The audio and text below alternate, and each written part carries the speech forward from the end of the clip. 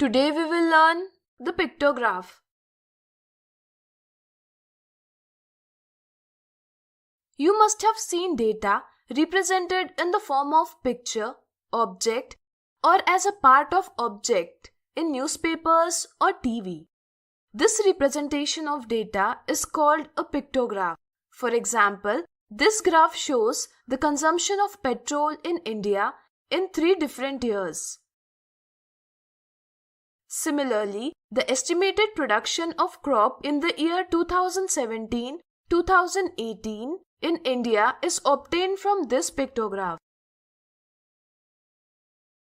Similarly, the pictograph shown here shows the number of viewers watching different types of channels on TV in a village.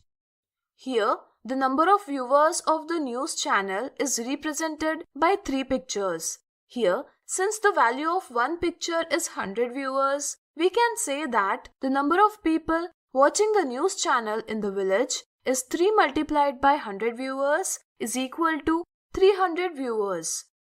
5 full and 1 half image have been used to represent the viewers of the entertainment channel. Since the value of one full picture is 100 viewers, we can take the value of half the picture as half of 100, that is 50 viewers. In this way, the number of viewers of entertainment channel will be 5 multiplied by 100 viewers plus 50 viewers is equal to 550 viewers. Similarly, can you tell what will be the number of viewers of science channels? Think.